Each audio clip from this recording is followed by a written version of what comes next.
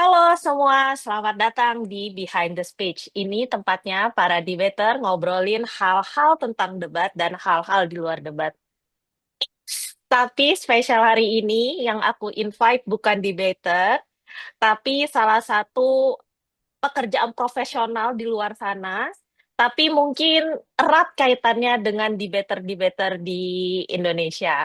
Ya, jadi di sesi kali ini aku menginvite seorang psikolog yang nanti kita akan ngobrolin apa sih kaitannya psikologi dengan debate seperti itu. Oke, tanpa panjang lebar lagi, aku perkenalkan, ini dia Aninditya, sorry. Halo Aninditya. Halo, Halo, Nin sering dipanggil apa Nin? Aninditya, Aninditya. ya panggil aja Anin ya daripada Anin ribet-ribet ya, ya. daripada ribet. Oke deh, Nin boleh perkenalan diri dulu dong, dari nama, terus profesi, dan udah berapa lama nih jadi psikolog? Oke, perkenalkan aku Aninditya Dana Paramita, SPSI, MPSI, psikolog.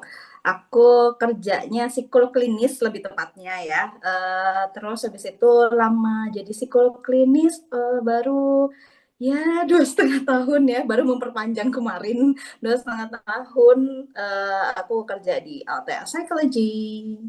Oke, thank you Nin. Dan Nin, kamu kan ini kan tempatnya para debater nih, Nin. Nah, Mhm. debater Indonesia, kamu pernah tahu nggak sih debate kompetitif di Indonesia atau mungkin kamu pernah lihat atau pernah denger gitu? Oke, sebenarnya pernah ngelihat pada saat SMA. Karena Oh, di SMA SMA. dulu, kebetulan aku dulu SMA 4, yang mana teman-temanku tuh ada yang, ikutan debat kayak gitu. Itu yang pertama. Yang kedua, tiap hari saya debat, Ibu. Mohon maaf. Tiap hari debat Saya juga ya? debat tiap hari, iya, dengan klien-klien saya ya, kebetulan gitu. Berbeda ya, beda ranah. Tapi, Beda. untuk apa namanya, untuk perlombaan pernah itu sekali, gitu. Hmm, oke. Kalau gitu pernah lihat, jadi aku nggak perlu jelasin lagi ya debat kompetitif itu kayak gimana. Cuma Nin, di Indonesia nih Nin, sebagai gambaran kamu, ada beberapa event nasional yang dia itu fight-nya tuh gede banget. Oh, Ada yang pertama itu antara SMA, NSDC namanya, National School Debating Championship. Nah, soalnya itu mereka perwakilannya akan dikirim keluar. Jadi mereka itu mmm, berlevel tuh. Dari mulai level apa namanya pemilihan di SMA, terus di kabupaten kota, provinsi, nasional, baru akhirnya dari nasional itu dipilih lagi, dikirim ke versi dunianya gitu. Nah, kalau di apa namanya di kuliah, di perkuliahan lebih banyak lagi nih yang apa pride-nya gede gitu. Apalagi kalau udah bawa nama universitas gitu. Nah, yang semacam WSDC itu kalau di perkuliahan itu namanya NUDC, National Universities Debate Championship. Nah, kalau di versi dunianya World Universities Debate Championship, WUDC. Nah, itu mereka membawa nama univnya masing-masing tuh. Jadi nanti dua univ terbaik akan dibiayai oleh negara, dikirim ke Worlds kayak gitu. Nah, kalau mhm. dulu tuh sempat empat yang masuk final itu dikirim semuanya dibiayai oleh negara, tapi sekarang udah berkurang kayak gitu. Nah, jadi kompetisinya itu jadi makin-makin kayak gitu. Heeh. Nah, jadi aku tuh pingin tahu Nin, di dunia yang serba kompetitif itu sebenarnya competitiveness yang sehat itu kayak gimana sih, Nin? Oke, berbicara tentang kompetisi ya, semua orang itu kan pasti punya nih, kayak potensinya seperti apa, akhirnya menetapkan tujuan, akhirnya juga membawakan hasil yang seperti apa. Itu adalah hal-hal yang benar. Maksudnya apa? Itu jalannya benar. Kalau misalnya kita kayak Mbak Nila deh ya, Mbak Nila nih oke, potensiku untuk debat oke nih. Terus habis itu oke, untuk kedepannya kayaknya aku belajar deh lebih lagi. Untuk apa? Untuk diri sendiri. Oke, Oh, setelah aku belajar, terus habis itu apa? Oh, aku mau ikut komunitas deh karena aku mau mempersiapkan nanti aku lomba. Untuk siapa lagi? Ya, untuk diri kita. Maksudnya apa? Fokusnya adalah di diri kita untuk berkembang. Nah, itu adalah sisi positifnya. Tapi ternyata di balik itu semua, kompetisi itu kan bukan hanya diri kita dong, ya. Kayak tadi Mbak Nila menjelaskan bahwa oh, kompetisi itu juga juga bawa nama baik loh, nama baiknya sekolah. Wah, berat ya. Kampus, terus habis itu negara. Nah, itu kan hal-hal berat yang mana akhirnya berimpact nih ke kita sebagai yang lomba. Padahal kita kan juga ada human error, ada tiba-tiba, aduh blank nih, aduh ini nih, belum lagi sakit dan sebagainya. Nah, dari situ itu sangat memungkinkan kita tuh goyang. Maksudnya goyang itu apa? Akhirnya nggak fokus sama tujuan kita yang utama itu apa. Ya, kenapa? Balik lagi, tuntutannya beda. Ya, kasarannya adalah ada dua nih tipenya. Satunya ini lomba karena keinginan sendiri, yang satunya ini lomba karena ya itu tadi tuntutannya itu udah disuruh, udah tuntutan besar, aku takut ini, takut itu. Nah, menghambat dong. Jadi sebenarnya masing-masing itu ya sebenarnya punya punya sisi positif dan negatifnya masing-masing. Cuma kita ingat dulu tujuan awalnya kita tuh mau ngapain sih untuk mengikuti ini semua gitu. Jadi I kalau see. misalnya membahas tentang kompetisi, sebenarnya semuanya harus punya ya. Kalau misalnya enggak kan nanti kita lempeng, akhirnya kita kayak ya udah ngikutin arus aja nggak bakalan bisa. Ya nggak? Setuju nggak? Setuju sih. Kitanya juga nggak berkembang nggak sih kalau nggak Betul. ada sisi kompetitifnya. Oke. Betul. Nah, Hmm. tapi ya Nin ya, kayak yang tadi kamu bilang, kalau sebenarnya tuh ada juga faktor X di luar itu gitu yang mempengaruhi si jiwa kompetisinya. Nah, sebenarnya ada beberapa orang, aku tuh banyak ya ngobrol sama debater-debater yang mereka tuh akhirnya jadi over kompetitif gitu. Jadi apa namanya, kalau misalnya nggak berkompetisi tuh kayak nggak enak gitu. Apalagi kalau misalnya nggak menang dan akhirnya ngekonfront atau akhirnya jadi hubungannya tuh jadi memburuk gitu di antara antar teman sendiri itu padahal atau dia jadi krisis identitas. Jadi kayak aku tuh bener nggak sih di sini? Aku tuh bener nggak sih jalanku tuh sebagai debater? Nah, untuk mengatasi itu tuh kayak gimana ya, Nin ya, over competitiveness ini? Oke, balik lagi ya. Semua itu kan kita tuh berasal dari dua hal, dari internal sama Hmm, eksternal. Kalau internal ya balik lagi ke diri kita sendiri. Sebenarnya kita itu tujuannya itu untuk apa? Tapi kalau misalnya eksternal, yaitu tadi kayak komunitas, terus habis itu sekolah, ada pihak-pihak tertentu yang itu mendukung kita. Nah, gimana sih caranya untuk tetap di apa ya di jalan yang ya mm-mm. seenggaknya nggak rugi-rugi banget lah ya diri kita ya. Nah, yang pertama adalah cari lingkungan yang pas. Kayak kita berteman, soal itu aku tidak percaya kalau misalnya teman itu nggak boleh milih ya. Teman itu harus milih menurutku. Karena ya balik lagi, ketika kita jatuh, ketika kita kalah, ketika kita salah melakukan sesuatu, kita harap kan ada yang menompang kita ya seenggaknya nampung deh.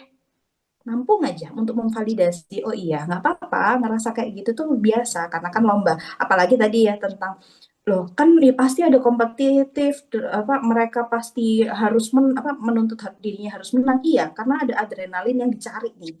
Nah, tapi kalau misalnya udah terlalu fokus untuk ya udah pokoknya harus menang, harus menang, harus menang, itu kadang-kadang kita lupa sama sebenarnya kita menang tuh dengan cara apa sih?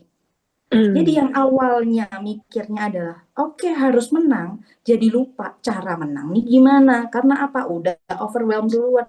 Aduh, menang tuh ya nanti kalau misalnya, kalau misalnya ditanyain, aku bisa nggak ya? Aku mampu nggak ya? Nah, di situ faktor internal sama eksternal bekerja. faktor internal kayak tadi Mbak bilang, oh berarti kan tentang harga diri. Seberapa penting sih aku, seberapa sadar sih aku membutuhkan lomba ini. Nah, itu dari diri sendiri, nggak bisa nih diubah sama orang lain. Kayak orang lain mau semangat ya, kamu pasti bisa. Semangat doang nggak ngaruh. Ayo, bener nggak? Ngaku, karena aku nggak ngaruh juga. Kamu manusia juga lah ya. Bener. Kayak gitu. Tapi kalau misalnya didukung dengan faktor-faktor eksternal kayak tadi, misal teman-teman atau komunitas ya, eh, kita sharing, sebenarnya aku tuh ngerasa kayak gini loh, eh, aku misal evaluasi diri kayak kok kurangku di sini ya, menurutmu gimana? Nah disitulah akhirnya faktor eksternal berjalan.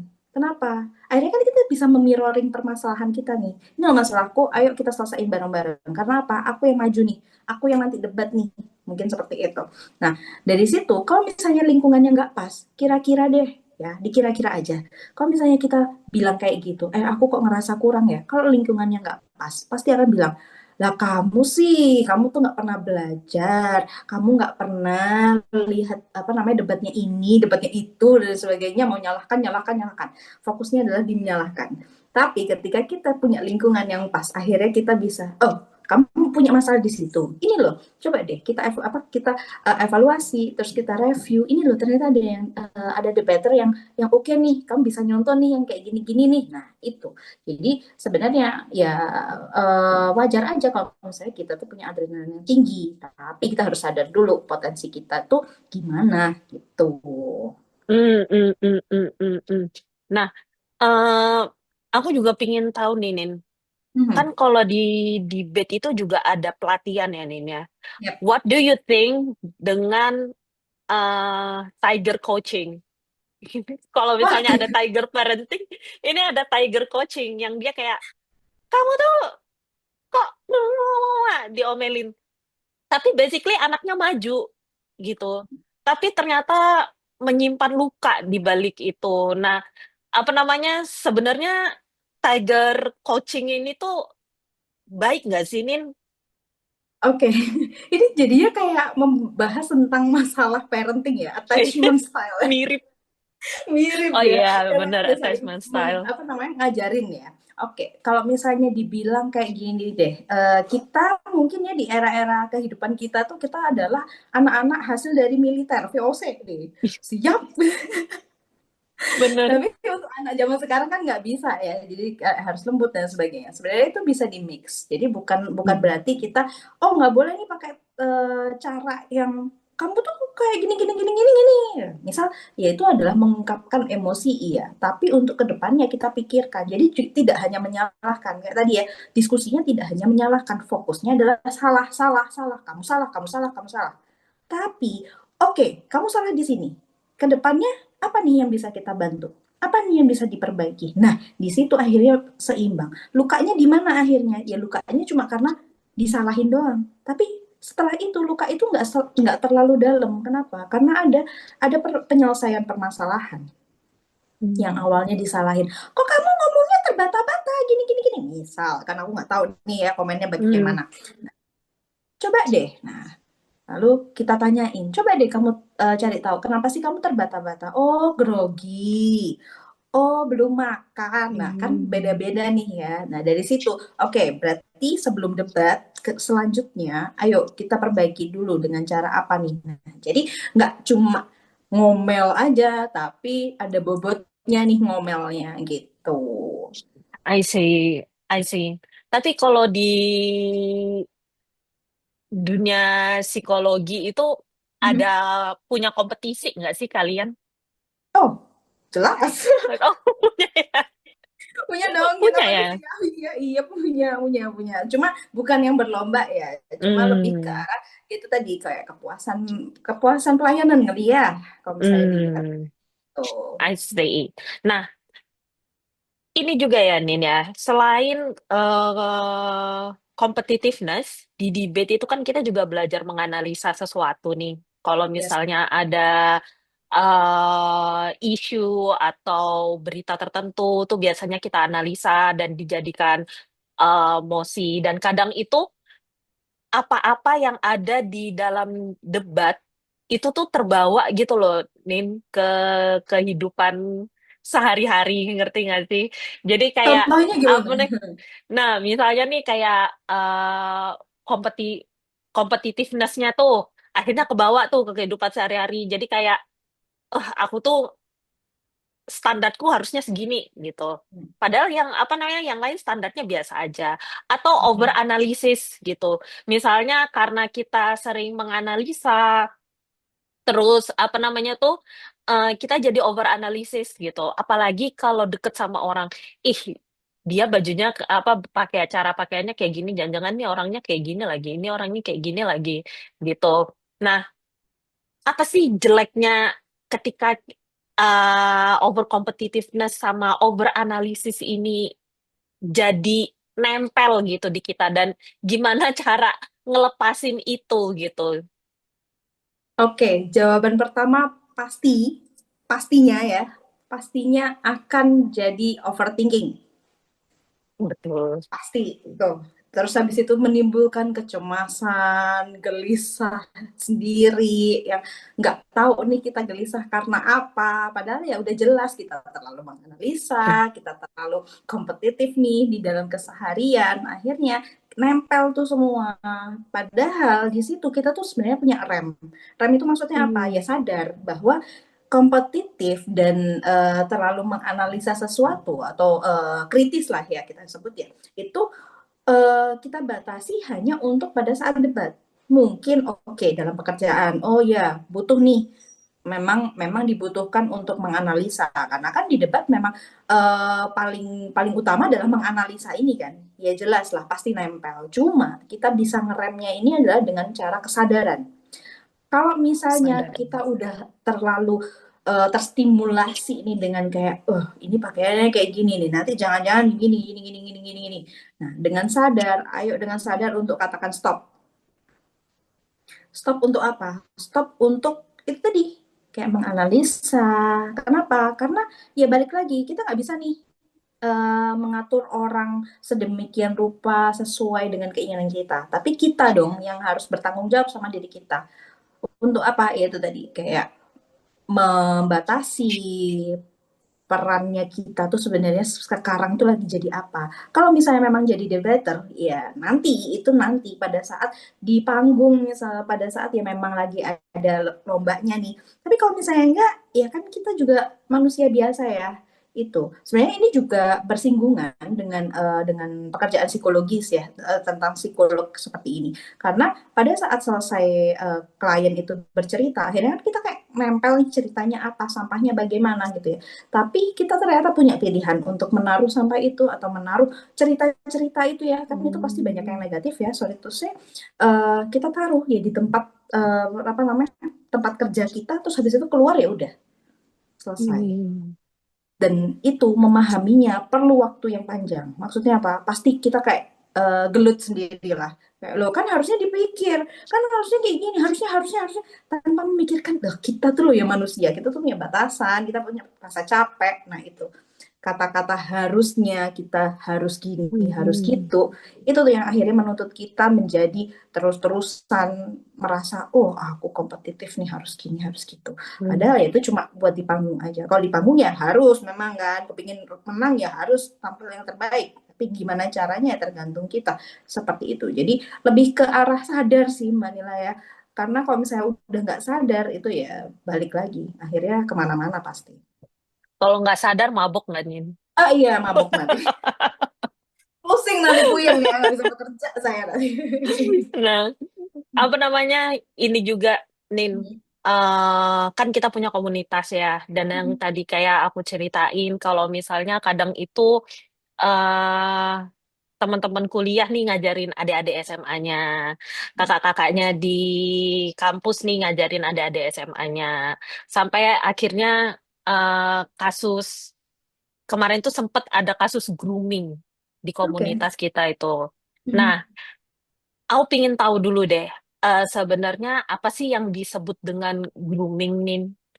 Oke, grooming itu sebenarnya memanfaatkan pihak yang lemah ya. Maksudnya lemah ya itu tadi. Akhirnya kayak mensupport sesuatu, mensupport individu lain yang lebih lemah levelnya untuk kepentingan sendiri, kepentingan pribadi. Jadi kayak tadi, misal di Univ itu ya, Univ, Hmm. oh apa namanya, dia udah kuliah nih, dia ngajarin apa namanya SMA gitu ya, anak-anak Hmm. SMA. Nah itu untuk apa ya? Untuk keperluannya dia sendiri. Kayak misal, oh ya nanti biar Hmm. biar aku nih yang apa namanya, kok misalnya ditanyain, siapa gurunya kok bisa kamu pintar gini, oh iya les di sini gini gini gini nih. Nah itu jadinya kayak Hmm. oke sih sebenarnya itu promosi ya, tapi kalau misalnya terlalu berlebihan akhirnya ya itu tadi jadinya grooming, ya akhirnya negatif juga kan, karena apa, balik lagi ke tekanan itu tadi, akhirnya pasti punya kayak, kalau misalnya dia kalah atau salah itu pasti dimarahin, karena goalsnya si gurunya ini bukan goals untuk memajukan si siswanya, Hmm. tapi goals untuk memajukan dirinya sendiri. Itu Oh, perbedaan. I see. Itu grooming ya. Aku pikir Yes. grooming itu cuma di percintaan loh, Nin. Jadi kayak orang yang sudah lebih tua menyukai anak-anak di bawah umur gitu, enggak ya? Itu Enggak. pedofil ya. Iya, waduh. Mirip lah ya, mirip.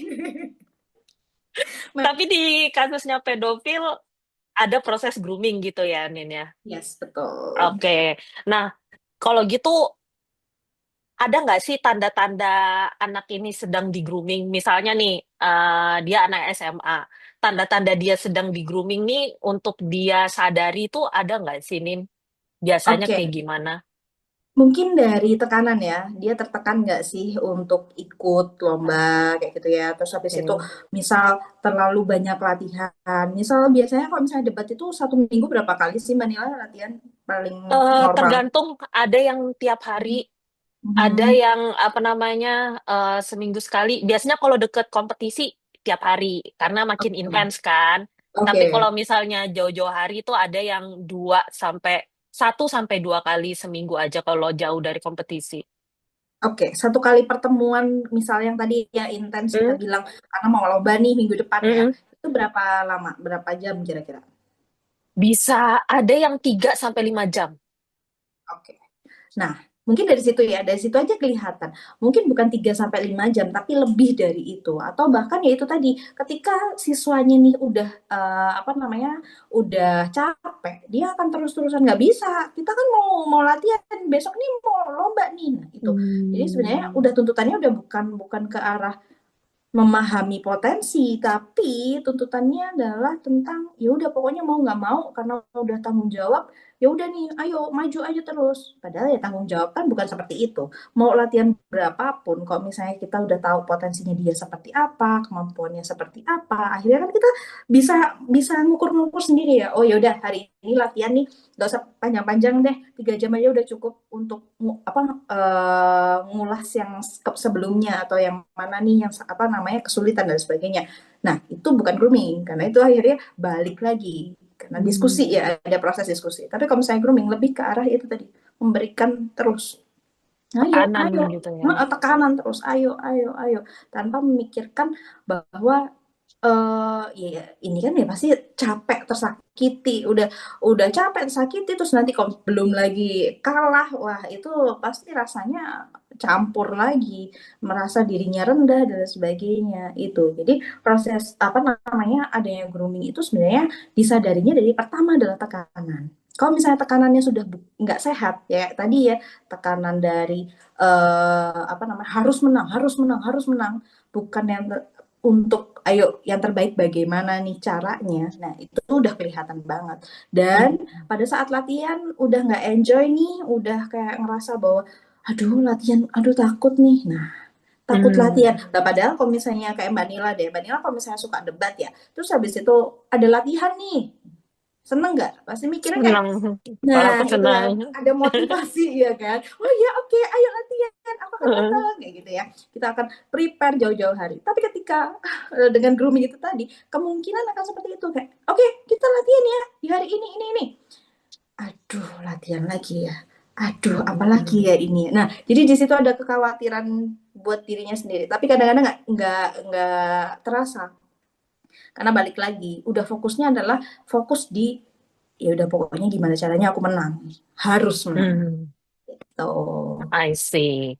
Nah, apa namanya? eh ini makin jelas sih. Jadi Hmm. grooming itu kayak gimana, tanda-tandanya kayak gimana, dan apa sih yang bisa orang kasih ke korban grooming ini selain support nih? Ada nggak sih hal lain yang bisa kita kasih selain support?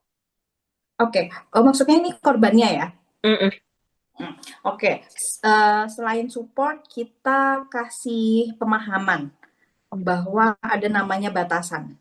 Harus Mm. sadar, kamu mungkin dengan cara ya pendekatan sederhana lah, nanya ini kamu nyaman nggak sih, apa sih kendalamu dan sebagainya dari situ. Kalau misalnya dia udah mungkin udah overwhelmed banget, akhirnya nggak bisa mikir kemana-mana sampai misal menyalahkan diri sendiri, itu yang paling sering ya kan, karena kan Mm. ada perasaan takut salah. Nah itu di situ kalau misalnya udah sampai di titik di mana udah sering menyalahkan diri sendiri, boleh nih eee, orang-orang di sekitarnya mengarahkan ke psikolog. Kenapa? Karena itu ranahnya udah mengganggu psikologisnya, gitu. Mm. Dan, Mm. bukan hanya dari sisi komunitas ya, tapi mungkin dari segi orang tua pun juga harus mengetahui anaknya ini kenapa.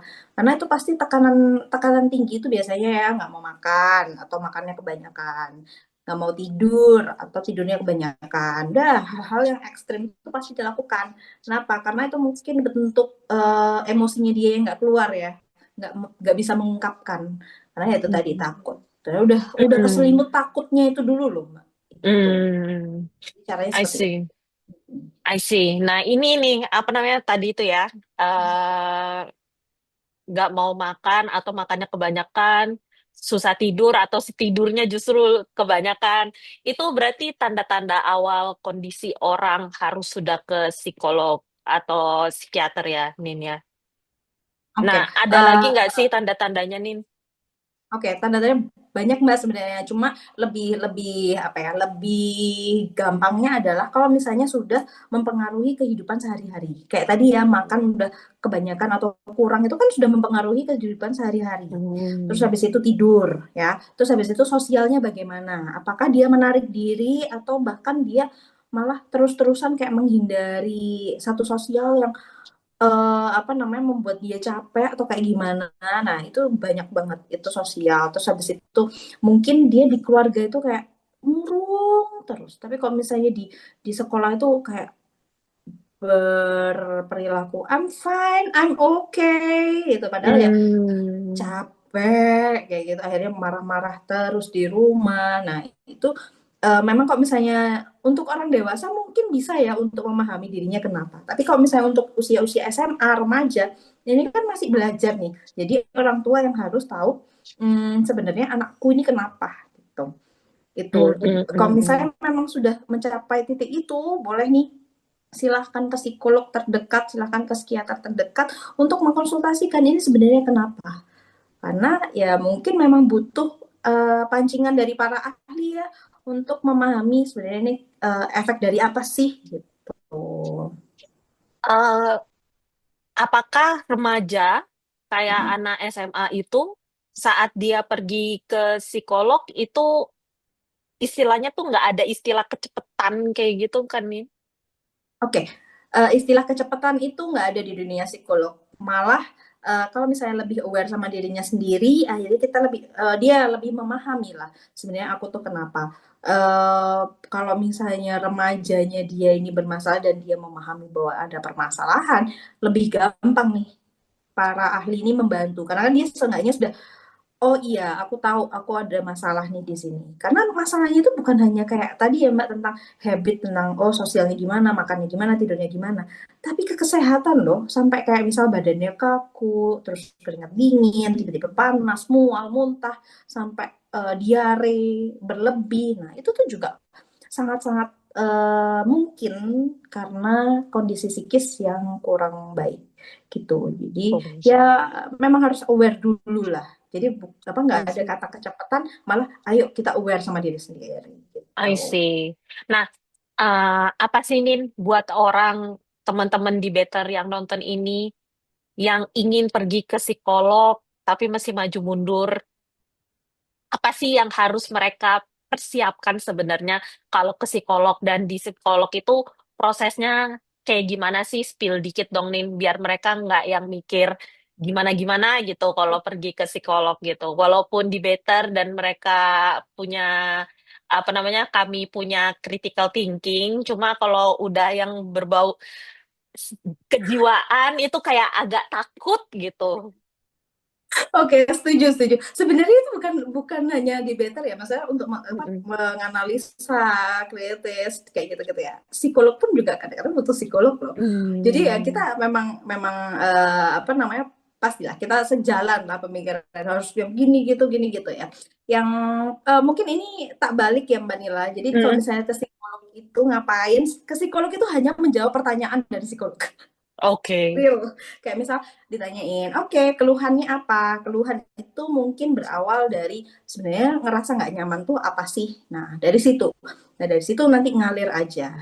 Nah, psikolog memang dituntut untuk nggak boleh judging, nggak boleh Hmm. ngejudge apapun itu. Meskipun ya let's say lah ya, kayak misal di Indonesia ya, di Indonesia itu kan ada norma budaya, ada norma Indonesia sendiri. Nah, terus habis itu kalau di dunia psikolog itu ada namanya DSM. DSM itu adalah tempat kita mendiagnosa sesuatu gitu kan. Itu buku.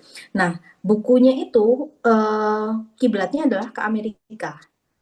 Nah, kalau apa jadi dunia, ya, itu kesannya dunianya. Nah, terus habis itu kalau misalnya di Indonesia itu ada namanya PPDGJ. Itu adalah kiblatnya di Indonesia, ya norma Indonesia, norma budayanya Hmm. Indonesia kayak gitu. Let's say LGBT. Kalau misalnya di DSM kita itu udah nggak ada tuh LGBT, nggak masuk di mana di salah satu gangguan. Tapi kalau Hmm. misalnya di PPDGJ ini masih. Nah, meskipun seperti itu, Hmm. kita ya bisa mungkin harus memberi ruang aman, no judging.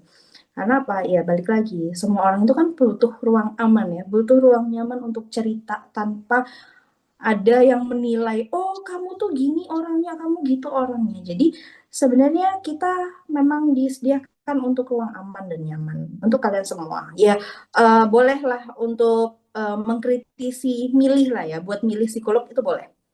Nah, itu saran pertamanya. Saran pertamanya adalah pilihlah psikolog yang sesuai dengan apa ya, dengan pandangan kalian mungkin. Misal kayak, oh psikolog ini tuh berpengalamannya apa aja. Oh Hmm. ngobrolnya itu seperti apa. Itu bisa misal dari review. Banyak ya sekarang di Instagram pun di Instagram kantorku juga seperti itu. Jadi kita memang ada review-review yang mana itu untuk menjembatani antara klien dengan psikolog biar oh aku cocok nih sama yang ini gitu. Jadi sebenarnya dicari bisa kok gampang sekarang, Hmm. nggak kayak dulu ya zaman kita kecil itu atau remaja ya. Aduh ke psikolog tuh rasanya kayak berat Susah. banget, susah banget gitu. Itu jadi saran dari aku untuk ke psikolog silahkan ya, silahkan coba cari dulu yang pas. Karena kalau misalnya nggak pas, akhirnya ya nggak bisa kebuka pasti. Gitu. Nah, Hmm. kadang nih ada Hmm. yang udah memberanikan diri nih untuk ke psikolog gitu. Pas kena psikolog yang nggak pas, dan akhirnya Hmm. ya udah deh, apa namanya, semua psikolog kayak gitu pasti nanti akhirnya aku Nah, dijudge lagi. Nah, kayak gitu. Sebenarnya untuk teman-teman yang baru dalam masa pencarian, tapi hmm. ternyata udah capek duluan, apa nih Nin, masukannya buat mereka gitu, biar istilahnya kalau nggak semua psikolog tuh kayak gitu kok gitu. Oke, psikolog itu sama kayak teman, Hmm. cocok-cocokan. Ya, kalau misalnya nggak cocok yang sama A, mungkin sama yang B cocok. Karena balik lagi, kita kan karena kita manusia ya, kan kita juga pandangannya pasti berbeda. Kalau misal, oh psikolog A itu terlalu agamis, psikolog B itu terlalu apa namanya terbuka. Nah, ya itu tergantung Hmm. pandangan masing-masing. Kadang ada loh yang suka juga tentang pendekatan agama, kadang ada yang suka kayak yang Oh. yes. Atau bahkan kayak oh lebih ke mindfulness kayak gitu-gitu memang memang apa ya tipikal dari kita sendiri. Dan jadi kalau misalnya udah ke satu psikolog gagal, coba deh cari yang lain. Mungkin lagi nggak pas aja. Atau mungkin ya di situ apa namanya kita dalam kondisi yang dimana cuma pengen buang sampahnya doang, tapi nggak pengen nyari solusi. Itu bisa loh ternyata. Jadi beberapa orang yang misal baru ke psikolog itu kebanyakan biasanya pengen buang sampahnya aja, nggak pengen nyari saran gitu. Jadi ya kita biasanya Sih. juga mau menyesuaikan begitu. I see. Berarti value-value kayak psikolog yang agamais ya, itu juga tidak disalahkan dalam dunia psikologis. Tapi kalau emang kamu cocoknya sama yang apa religius ya monggo silakan. Kalau lebih cocok sama yang liberal juga disilahkan gitu ya, Nin ya. Betul, I setuju. see. Aku baru tahu soalnya, apa namanya, ternyata pandangan kayak gitu tuh tidak menyalahi gitu. Karena aku Iya. pernah ke beberapa psikolog juga dan tipikalnya beda-beda. Jadi Yes. tipikalnya beda-beda. Jadi yang satu tuh sangat menyarankan untuk apa namanya tuh pendekatan secara agama, tapi kalau yang satunya tuh lebih liberal, lebih humanis, apa namanya pendekatannya tuh lebih mungkin karena cewek ke cewek, jadi pendekatannya tuh lebih enak kayak gitu. Nah, yang sebelumnya cowok, jadi pendekatannya tuh agak susah. Ternyata kayak gitu tuh ada ya rupanya. Ada, karena kita juga sistem by manusia ya. Iya, Sistemnya iya by benar. human. Jadi ya apa namanya sesuai pokoknya sesuai dengan kode etik psikologi kita bekerja di bawah naungan itu insya Allah aman begitu. Jadi ya pasti Oke. macam-macam begitu. Oke, nah apa namanya buat teman-teman yang merasa fragile dan tidak punya teman, bisa ini ya, mulai-mulai mencari psikolog atau psikiater atau bantuan profesional karena dari hal kecil ya Nin ya, itu bisa jadi Betul, gede. Justru kalau ketemunya sedari kecil permasalahannya lebih mudah gitu untuk di-solve ya nggak sih Nin? betul, setuju. Ketimbang sudah gede Gede. dan sudah kompleks, lebih bingung lagi gitu. Betul. Oke, Denin, thank you so much ya Nin atas waktunya kali ini dan mudah-mudahan kita bisa ketemu lagi dan membahas hal yang lain lagi. Jadi jangan bosan-bosan ketemu sama para debater ya Nin. Siap, sama-sama. Terima kasih sudah memberikan waktu untuk anu ya, berbeda jalur ya. Tapi kita Berbeda jauh. berbeda jalur nih. Tapi seenggaknya kita bisa lah saling apa saling sharing gitu. Iya, betul. Thank you so much Nin. Sama-sama. Dadah. Bye-bye.